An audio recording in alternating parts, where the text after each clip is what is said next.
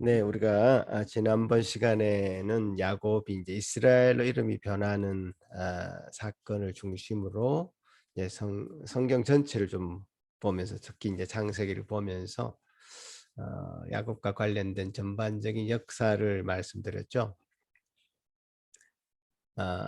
그런데 오늘 다시 이 야곱이 하나님과 이제 씨름하는 이 본문으로 다시 돌아왔어요. 아, 이 야곱의 어떤 진정한 영적인 변화에 초점을 맞춰서 한번 다시 살펴보도록 하겠습니다. 야곱은 그 자신이 하나님을 만난 그곳 이름을 이제 분이엘이라 이렇게 불렀습니다. 분이엘의 뜻은 하나님의 얼굴을 보았다, 하나님을 대면했다라는 뜻이죠. 어, 하나님과의 만남, 그 하나님과의 그 만남은 아주 진정한 변화, 영적인 변화의 출발 지점입니다. 어, 어떤 사람도 이 하나님과의 이 만남이 없이는 이 변화가 일어나지 않습니다. 또 다르게 말하면 어떤 사람이라도 하나님을 만나면 변화가 일어나게 되어 있습니다. 야곱의 인생 가운데 이 변화가 이 극적인 변화가 아, 아, 묘사되는 이 지점이 바로 이 분이엘이라는 곳입니다. 영적인 변화의 시작, 진정한 변화, 영원한 변화라고 할 수 있는 그 시점이 바로 이 분이엘의 시점입니다. 여러분과 저에게 또 반드시 필요한 지점이다, 이렇게 말씀드릴 수 있겠습니다. 이 장면을 연상해 보면 신약 성경에서 가장 매치되는 성경의 본문이 사도 바울이 다메섹 도상에서 예수님, 부활하신 예수님을 만났던 그 장면, 사도행전 9장이 그대로 기억이 됩니다. 사도행전 9장에서 부활하신 예수님을 만남으로 자신의 인생길을 달려가던, 자신의 고집을 향해 달려가던 그 사도 바울이 극적으로 예수님을 증거하는 인생으로 바뀌는 장면. 또 누가복음 19장에 평생 돈을 좋아했던 삭개오, 그래서 세리라는 그 이름을 달고 있었던 삭개오, 사람들에게 손가락질 받던 그 삭개오가 예수 그리스도를 만나서 진정한 변화가 일어나는 그 장면이 또 연상되기도 합니다. 그러니까 이 야곱이 분이엘에서 하나님의 얼굴을 대면하게 된 이 사건은 한마디로 한 인간이 그리스도를 만나는 사건이다, 이렇게 바라볼 수 있다는 것입니다. 우리는 이렇게 자신의 삶의 방향을 가지고 누구보다 열심히 저와 여러분이 살아가고 있듯이 세상 사람들도 그렇게 살아가고 있는 것 같습니다. 그러나 그것이 아니구나, 삶의 방향이 완전히 바뀌는 사건, 고집이 꺾이고 세상을 바라보는 관점이 바뀌는 사건, 그 영원한 변화가 일어나는 그것이 동반되는 그 사건이 필요하고요. 이 사건을 오늘 이 분이엘의 하나님, 창세기 32장에서 만나볼 수 있게 되었습니다. 이 분이엘에서 야곱이 만난 하나님, 그래서 영원한 변화가 일어나는 이 이야기를 우리가 조금 현미경적으로 자세히 한번 들여다보면서 우리가 어떤 것을 캐치해야 될지, 어떤 것을 더 깊이 묵상해야 될지 살펴보도록 하겠습니다.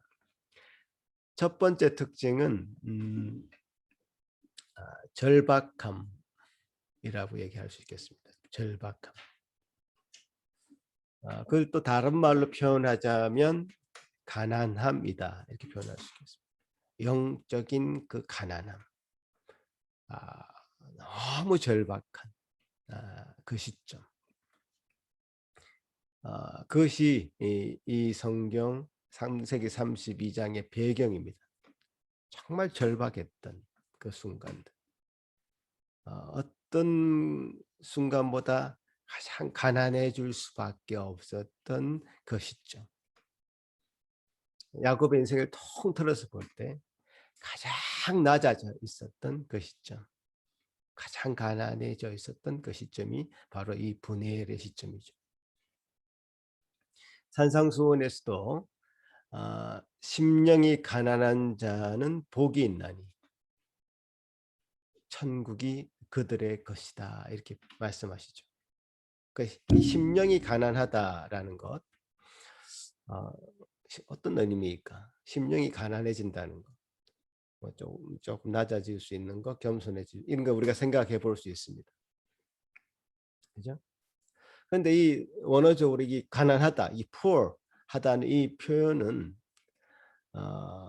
적당히 가난하다 이것이 아니고 영적인 파산의 상태다 이것을 의미합니다. 영적인 파산의 상태. 어떤 인간적인 도움은 더 이상 받을 수 없는 상태. 막 도움을 구했는데 이제 더 이상 도움을 구할 데가 없는 그 상태. 그러니까 우리가 예를 들어서 거지가 있다고 생각해 봅시다. 그래서 구걸을 하러 다닙니다. 그래서 돈 한 푼, 먹을 거 한 개 이게 얻을 수는 있겠죠. 그렇게 얻고 다니다가 더 이상 몸도 쇠약해지고 그것을 얻으러 다닐 수 있는 힘조차도 없는 그 상태. 손도 벌릴 수 없는 그 상태. 그 상태가 바로 이 상태라는 거예요. poor. 정말 가난해진 상태. 이제 굶어 죽을 수밖에 없는 그 기력이 없는 상태. 모든 것을 포기하고 하늘만 바라볼 수밖에 없는 그 상태. 그 상태가 바로 이 가난함의 상태라는 겁니다. 이 야곱에게 그 상태가 이제 보여져요. 그 시점이 창세기 32장 7절에 이렇게 야곱의 마음의 상태를 표현한 부분이 있는데요. 에스가 이제 400명의 군사들을 데리고 자기를 맞이하러 온다고 했을 때 그는 심히 두렵고 답답하였다. 이렇게 자기의 마음의 상태를 표현합니다. 심히 두렵고 답답하였다. 그래서 심히 두렵고 답답하긴 했으나 창세기 32장 7절까지는 그래도 심히 두렵고 답답했기 때문에 그것을 모면할 수 있는 방법을 생각할 수는 있었습니다. 그래서 머리를 두 대로 전부 나누고 그래서 한 편을 치면 한 편은 피하고 뭐 이런 생각을 할 수 정도는 있는 자기가 생각해서 이 상황을 모면할 수 있는 방법까지는 생각해낼 수 있는 그런 두려움과 답답함이었죠. 그래서 그 정도 두려움과 답답함이 있었는데 점점 그 결정적인 날이 이제 찾아오고 있는 겁니다. 그래서 다른 가족들을 다 보내고 홀로 남을 수밖에 없는 그 상태에서 보이지 않는 누군가가 희미하게 보이는 누군가 그 인식할 수 없는 어떤 사람과 씨름을 하는 장면이 오늘 나오죠. 그 씨름이라는 것을 어떤 이미지 자체도 굉장히 절박합니다. 이렇게 우리가 표현할 수 있겠습니다. 절박함의 표현이다. 씨름. 몸과 몸이 부딪히면서 상대방을 넘어뜨리려고 하는 그 몸부림만큼 이 절박함을 표현할 수 있는 적당한 것이 없는 것 같습니다. 씨름해서 뭔가 이 절박함의 상태를 씨름이라는 것으로 표현하고 있는 거죠. 얼마나 절박한가. 자, 그때까지만 해도 야곱은 자기 힘으로 그 어떤 사람을 넘어뜨리기도 하고 뭐 이기려고 하는 그런 상황이었죠. 그런데 그 어떤 사람이 결국 이제 하나님이라는 걸 알게 되고 그 하나님은 야곱의 허벅지 관절을 쳐버립니다. 이 허벅지 관절을 치는 그 행위 자체가 뭐 아주 무섭게 쳐내렸다 이런 표현이 아니라 그냥 손가락 하나를 살짝 건드렸는데 허벅지 관절이 무너져 내려버린. 그러니까 보통 인간이 아니고 어떤 신적인 존재라는 것을 야곱이 금방 느낄 수 있을 정도의 그런 것이었죠. 그래서 그분이 이제 허벅지 관절이 이제 무너져 내린 이후에 야곱은 더더욱 이분은 보통 분이 아니구나, 즉 하나님이구나라는 것을 더 절실하게 느끼게 됩니다. 그래서 그 사람에게, 그 어떤 사람에게 더 매달리게 되는 겁니다. 자기의 관절이 꺾여가지고, 보통 이 관절이 꺾이면 펄썩 주저앉아서 더 이상 걸을 수 없는 상태가 되죠. 그러면 이 사람을 붙잡기 위해서 어떤 고통 속에서도 걷지 못하는 상황 속에서도 그 사람을 붙잡고 놓아주지 않으려고 몸부림치는 이 상황을 생각해 보십시오. 이 상황이 굉장히 가난함을 잘 표현해주는, 절박함을 잘 표현해주는 이 모습입니다. 내게 축복하지 않으면 내가 못 보내겠습니다 라고 하는 이 절박함은 영적 파산에 놓인 구걸하던 그 거지가 더 이상 도움을 구할 데가 없어서 모든 것을 포기하는 그 과정 가운데 하나님께만 도움을 구하는 이 상태를 정말 표현하고 있는 것이죠. 나는 더 이상 다른 곳에서는 도움을 구할 수가 없습니다.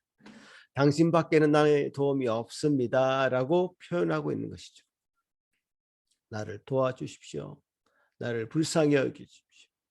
나는 이제 구걸할 힘조차 없는 거지입니다 라고 외치는 야곱의 모습을 보게 되는 것입니다. 여기서 그 어떤 사람의 정체가 그분이 하나님이라는 것을 우리는 잘 압니다. 과연 하나님이 지고 야곱이 이겼을까? 성경은 하나님과 겨루어 이겼다고 표현하고 있는데 그럴 수 있을까? 자, 이 부분의 미스터리를 오늘 또 풀어야 됩니다. 왜 하나님과 겨루어 이겼다고 표현하고 있는가? 하나님 과연 진 것인가? 자, 하나님이 지고 야곱이 이김으로 사실은 야곱은 그 복을 쟁취할 수 있었고 누릴 수 있었던 것입니다. 실제로 하나님은 연약했던 척을 한 것이죠. 실제로 하나님은 연약한 척을 할 뿐이었고 야곱이 이겼다라고 함으로써 야곱에게 복을 주기 위한 것이었습니다. 자, 이렇게 사실 팀 켈러 목사님도 해석을 하고 있고요. 우리가 생각해봐도 상식적으로도요. 야곱이 이겼다는 것은 말이 안 되지 않습니까? 야곱은 지금 허벅지 관절이 꺾여가지고 쓰러져 있는 상태에서 그 하나님만이 복이라고, 하나님 내게 복을 내려달라고 얘기하는 이 상황인데 어떻게 야곱이 이겼다라고 얘기할 수 있을까요? 결국 하나님은 당신 자신이 연약해짐으로 말미암아 세상에게 복을 주는 이 이미지가 신약 성경에서 예수 그리스도께서 온전히 낮아지심으로, 연약해지심으로, 십자가에 달리심으로 온 인류에게 복을 내리시는 이 이미지가 그대로 이 본문에서 보여집니다. 야곱이 변화되는 이 결정적인 본문을 통해서 하나님은 복음을 또 우리에게 알려주시는 것이죠. 예수 그리스도를 이 본문을 통해서 발견케 하시는 겁니다. 예수 그리스도께서 죽으셔야만이 이 세상이 살아나고 복을 받게 되는 것. 이 원리를 야곱이 하나님과 씨름하는 이 본문에서 보여주시는 겁니다. 두려움과 답답함에서 시작된 이 야곱의 간절함과 가난함은 결국 예수 그리스도만이 해결해 줄 수 있는 그 어떤 영역임을 성경은 우리에게 분명하게 보여주는 것입니다. 우리가 우리의 복을 쟁취해낼 수 있다고 생각하는 것은 큰 오산이죠. 그 복은 하나님이 낮아지신 그리스도를 통해서 우리에게 주어질 것입니다. 십자가에 달리신 그 놀라운 은혜로 우리가 그 복을 얻을 수 있을 것입니다. 자신의 복을 추구하면서 그 하나님 앞에 자신의 복을 달라고 매달렸던 그 야곱에게 진정한 복은 사실, 그래, 네가 이겼다. 나는 졌고 너는 이겼다라고 하는 십자가의 그 낮아짐의 메시지만이 이 복이 온전히 믿는 자들에게, 하나님 자녀들에게 전달될 것입니다. 드러날 것입니다. 그래서 하나님 앞에 간절하고 가난했던 그 절박한 그 순간에 예수 그리스도의 그 복음이 야곱을 살리는 것이었고, 야곱의 그 간절함과 가난함이 그 하나님을 붙들 수밖에 없는, 하나님께 도움을 구할 수밖에 없는 그 상황을 하나님 이용하셨고, 결국 그런 상태가 하나님과 겨루어 이겼다라고 하는, 이스라엘이라고 하는 그 이름을 바꾸어 주심으로 야곱의 진정한 변화가 일시적인 변화가 아니라 영원한 변화며, 그 영원한 변화의 삶을 앞으로 살게 될 것이고, 그것은 야곱의 인생에서 끊어지는 것이 아니라 역사를 통해서 정말 이스라엘의 하나님, 이스라엘로 대변되는 하나님의 나라에 온전히 계속적으로 적용될 수 있는 그런 말씀인 것으로 우리가 받아들이면 좋겠습니다. 자, 이런 내용들을 우리가 오늘 본문에서 처음으로 발견할 수 있고요. 두 번째는 진짜의 야곱의 문제는 에서가 아니라 하나님과의 관계였다는 것이죠. 에서가 정말 절박했던 그 순간에, 두렵고 답답했던 그 순간에 그 문제의 초점은 사실 에서였죠. 에서 때문에 불안해했고 두려워했고 답답했죠. 근데 이 이야기의 흐름을 보면요, 에서 때문에 출발을 했는데 사실은 점점 에서는 사라지고 있다는 것을 보게 됩니다. 에서는 사라지고 하나님과 야곱만 남아있는 이런 모습을 우리가 생각해 볼 수 있습니다. 하나님과 야곱만 남아있는. 정작 문제는 에서가 아니었다는 것을 알게 되는 거죠. 에서와 화해하는 것, 그게 참 중요한 문제였기도 하겠지만 그것이 문제의 핵심은 아니었다는 겁니다.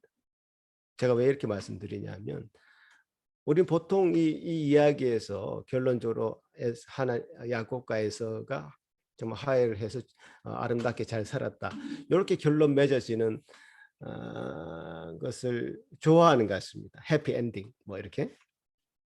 그래서 아이들이 그림을 그릴 때도 제가 조금 아이들이 이렇게 생각하는구나라고 느꼈던 거는 야곱과 에서가 화해하고 평화롭게 지내고 하는 그림을 대부분 그렸거든요.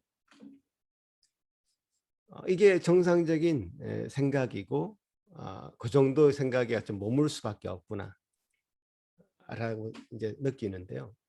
성경은 그렇지 않아요. 야곱과 에서가 다시 만나서 화해하고 부둥켜 울고 아름답게 그다음 살았다. 해피 엔딩으로 성경 끝나지 않고요.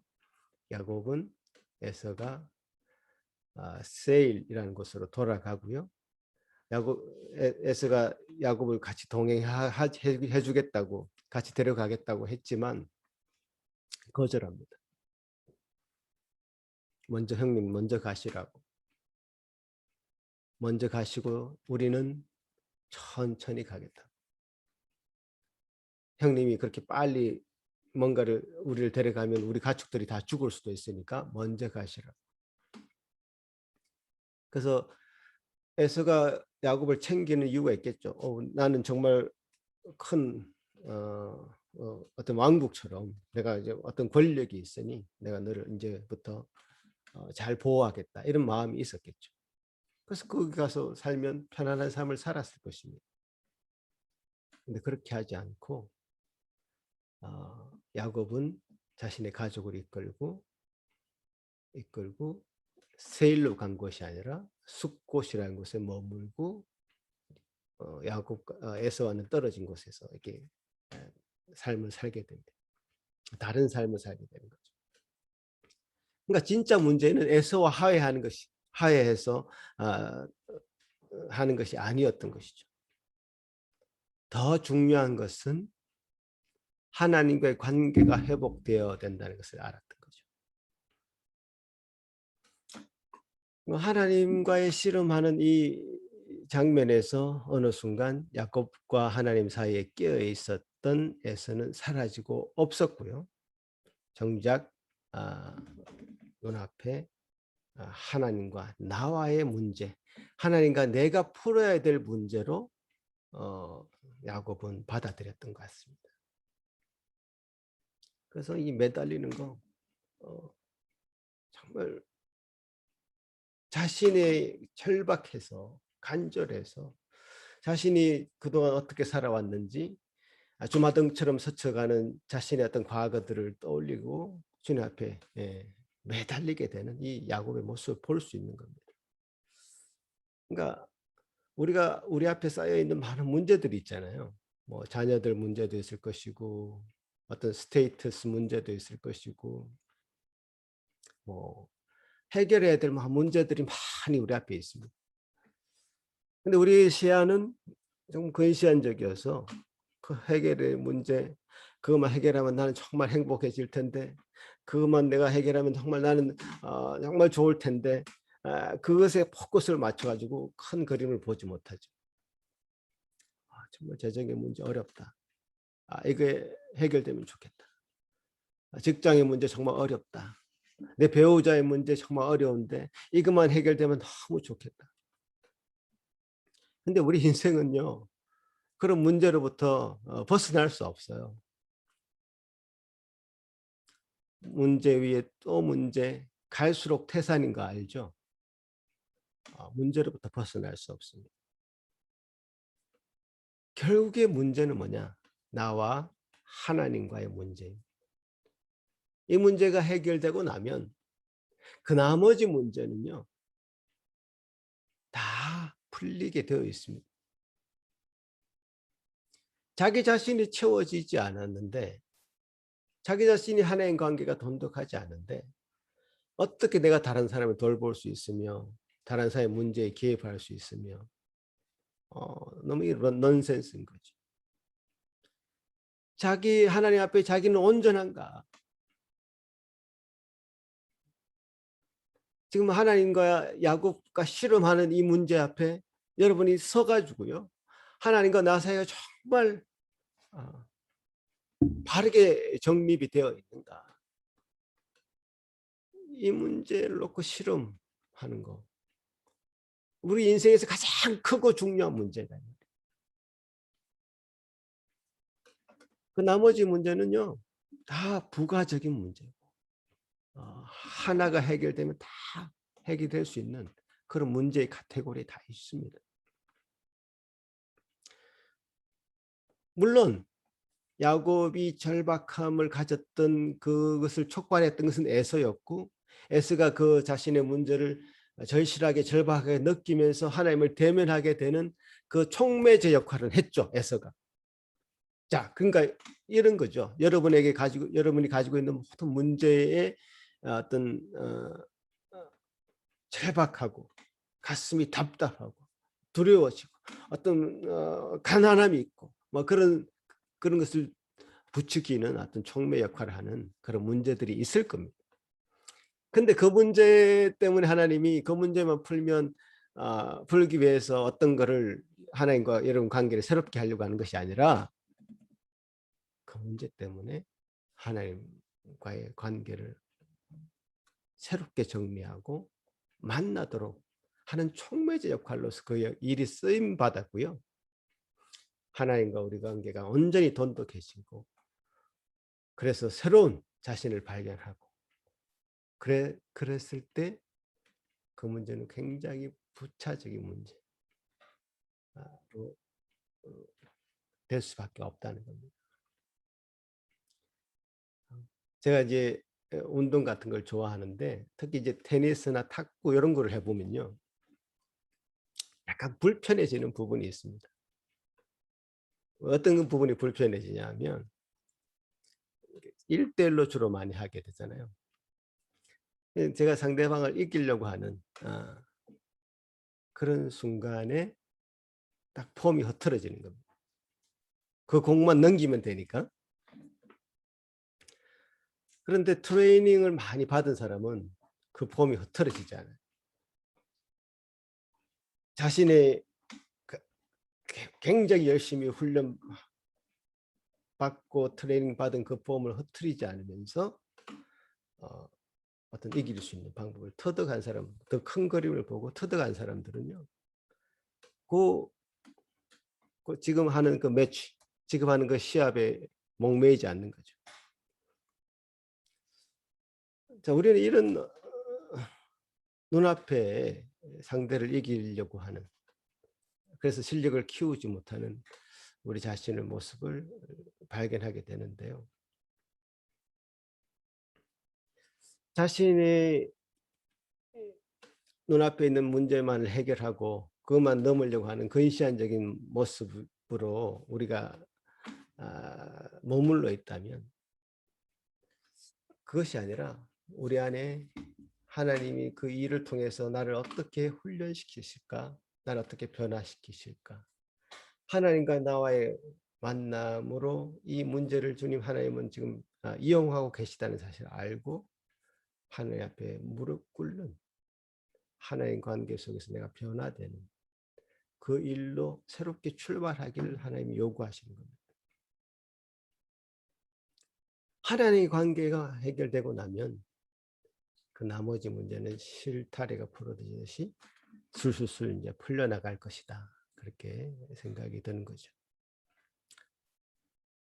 그러니까 어떤 세상 탓을 할 필요도 없고요. 그냥 일어나는 문제를 다른 사람과 비교할 필요도 없고요. 하나님과 여러분이 씨름해야 될 문제라는 거죠. 모든 것이.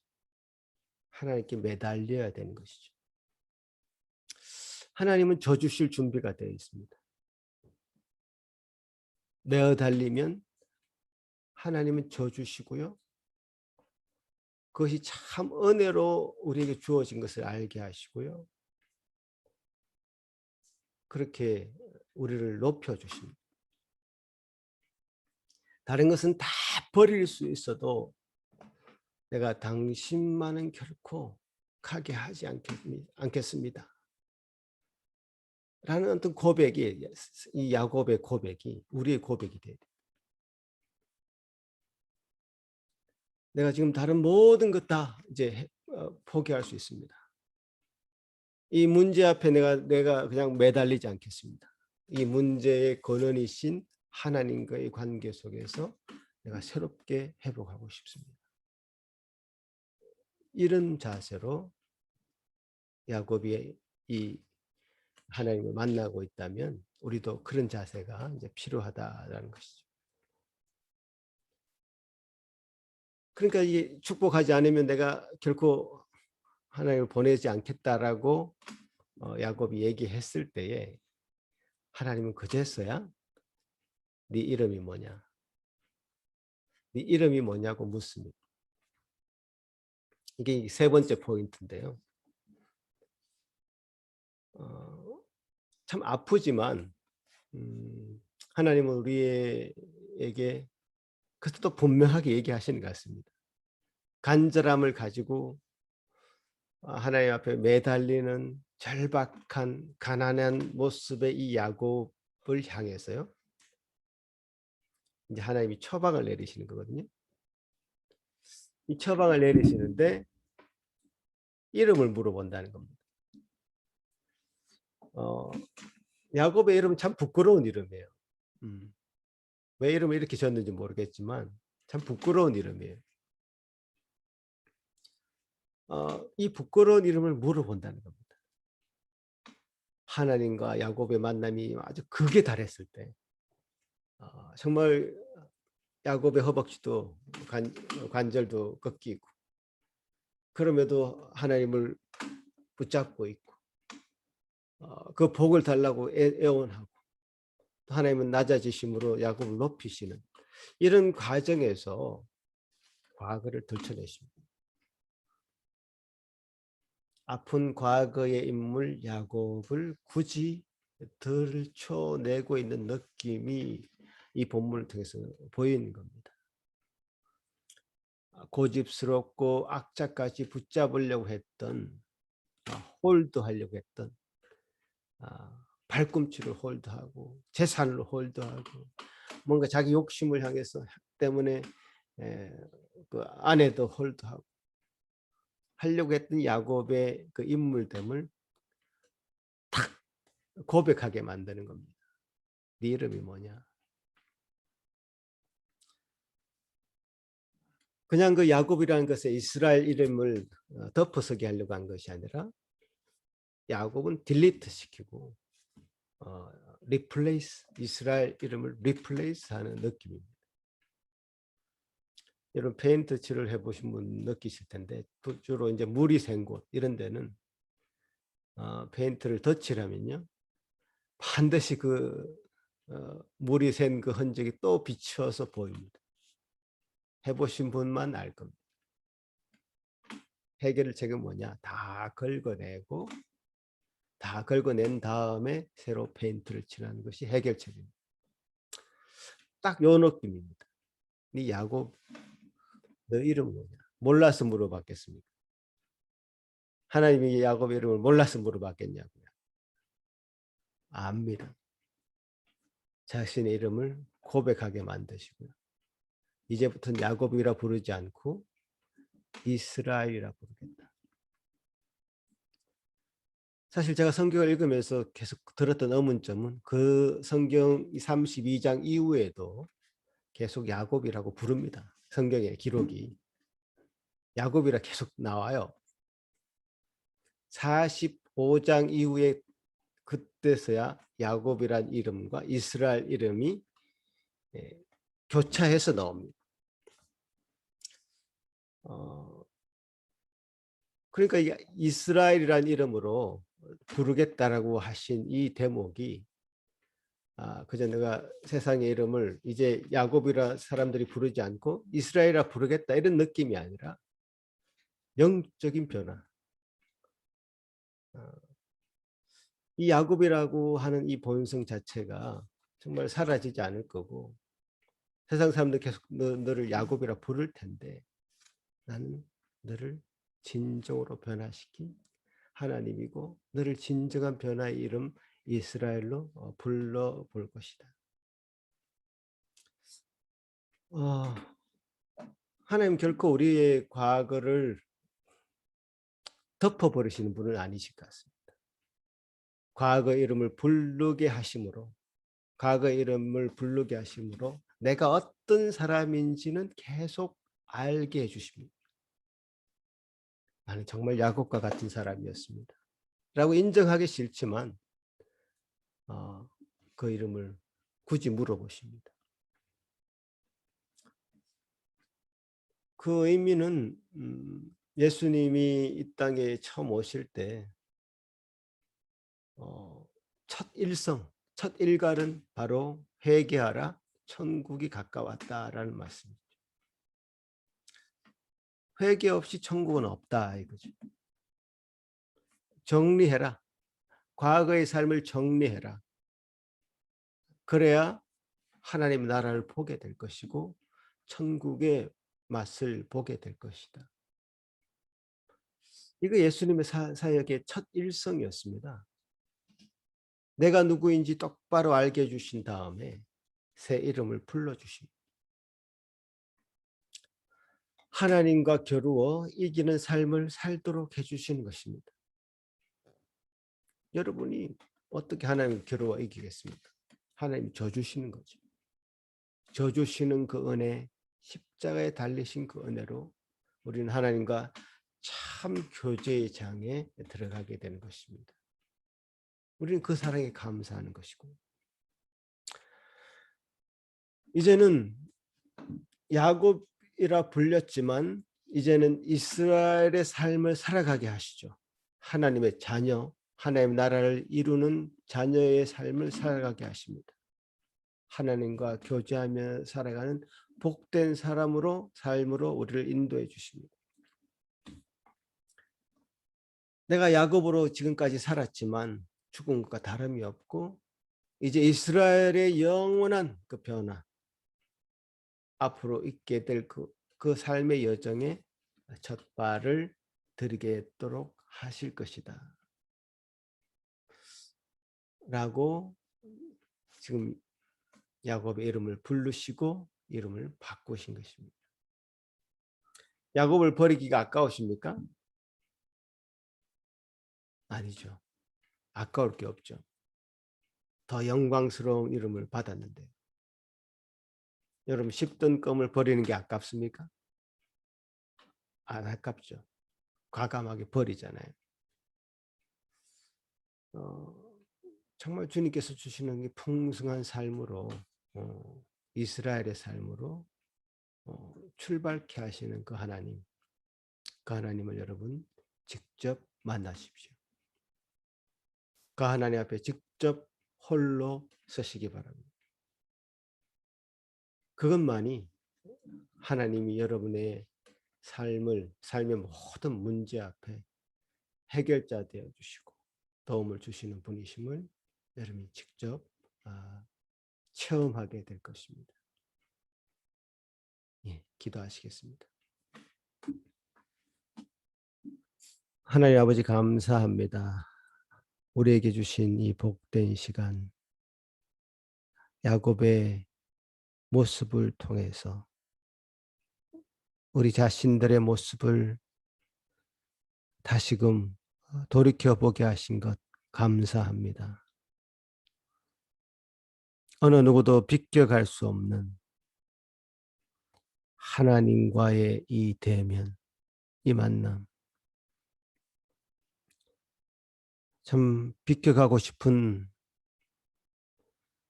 마음들은 우리에게 있을지 모르나 하나님 택한 자라면 결코 비껴나가게 하지 않으실 하나님 줄 우리가 압니다. 이 과정을 참으로 절박하게 가난한 마음을 가지고 거쳐나가도록 도우시고, 그 과정에서 참으로 진정한 하나님 만나게 하여 주시고 변화하게 도우시고 참으로 그리스도의 자녀로 이스라엘의 삶으로 온전히 새로운 삶으로 나아가는 분명한 시간 되도록 도와주시옵길 소망합니다. 우리 사랑하는 예수산길 선교 모두 참 그 만남의 장으로 인도함 받기를 소망하옵고 하나님 앞에서 그렇게 온전히 섬으로 말미암아 인생의 문제를 관조할 수 있도록 도우시고 인생의 모든 문제의 실마리를 풀어가는 저희들 삶 될 수 있도록 도와주시옵소서. 감사하고 예수님 이름으로 기도합나이다. 아멘.